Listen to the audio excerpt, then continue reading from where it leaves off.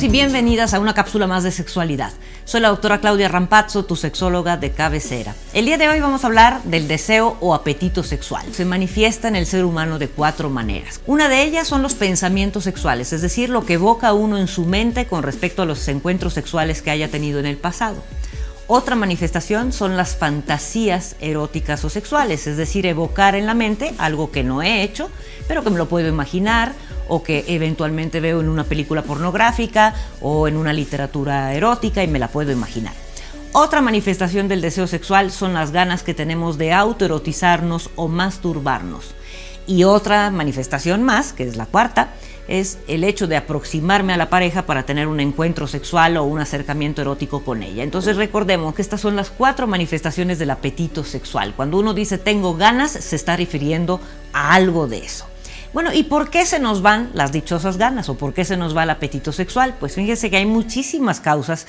De hecho, es de las disfunciones o problemas sexuales más complicados de abordar para los que nos dedicamos a la sexología clínica y a quienes damos consulta. Hay factores que tienen que ver con el individuo, hay factores que tienen que ver con la pareja y de este individuo hay factores que tienen que ver con su biología o su funcionamiento general, o sea, con la parte, digamos, fisiológica del cuerpo. Por otro lado, también hay factores emocionales y psicológicos que influyen en el hecho de tener o no tener deseo sexual o en que se nos vaya el apetito sexual. Y por otro lado, bueno, la interacción de pareja. Si hablamos de los factores biológicos o físicos, hay múltiples enfermedades que pueden quitar o disminuir el deseo sexual. Por ejemplo, el hipertiroidismo, el hipotiroidismo, que son enfermedades de la glándula tiroidea que tenemos en el cuello. Por otro lado, la elevación de la prolactina. Seguramente han escuchado hablar de la prolactina. La prolactina es la hormona que las mujeres secretan durante la lactancia y sin embargo los varones también tienen prolactina. Cuando hablamos de niveles elevados de prolactina, esta se puede elevar anormalmente por una producción alterada a nivel cerebral o bien porque la mujer, en este caso, está lactando. Por otro lado, la testosterona. La testosterona es la hormona masculina por excelencia, es la que le da al varón las características de hombre, de varón. Le da la fuerza muscular, la distribución del pelo, el grosor de la voz, es decir, todo lo que conocemos que caracteriza al hombre. Bueno, pues cuando esta testosterona disminuye, y esto ocurre a partir de los 40, 50 años de edad, y con cada década disminuye la producción en un 10%, eso puede afectar en el apetito sexual del hombre, pero también de la mujer.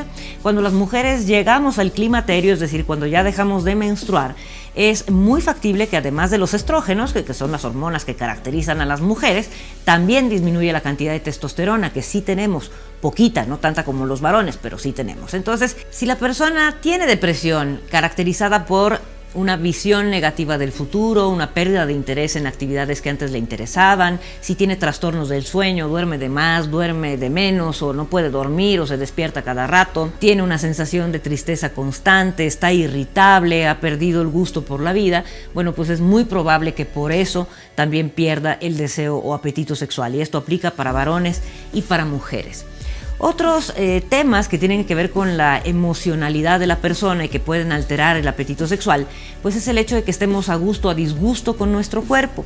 Los estudios indican que mientras más subamos de peso, disminuye el deseo sexual, y mientras estemos más cercanos al peso ideal, el apetito y la frecuencia sexual normalmente mejoran o aumentan. El hecho de que provengamos de una educación sexual restrictiva en donde se sataniza el placer, se sataniza el disfrute, se satanizan los encuentros sexuales, pues es uno de los factores psicológicos o individuales que pueden influir en que una persona no tenga tantas manifestaciones de deseo sexual e incluso jamás se haya autoerotizado o se haya masturbado a lo largo de la vida. Y bueno, mucho menos interactuar con una pareja. Entonces es importantísimo revisar cuáles son nuestros antecedentes. Es muy factible que una educación muy religiosa, muy conservadora y muy restrictiva también restrinja las manifestaciones del deseo sexual. Entonces es importantísimo que en una pareja, para que exista el deseo sexual, haya atractivo erótico, es decir, no solamente nos gustemos, sino que consideremos a nuestra pareja, a la persona con la que queremos interactuar eróticamente.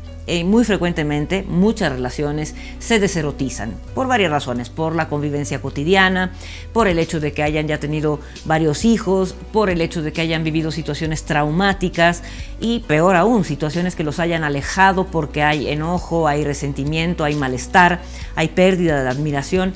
Sin embargo, si mi deseo sexual se ve disminuido en todas las esferas, es decir, no pienso en sexo, no fantaseo, no me masturbo y no busco a la pareja, es muy factible que esta problemática se pueda deber a una depresión o a un problema orgánico. Entonces es importantísimo que ante cualquier alerta de disminución del deseo sexual busquen a un especialista en sexualidad para que se revisen cuáles son las causas y se dé tratamiento oportuno.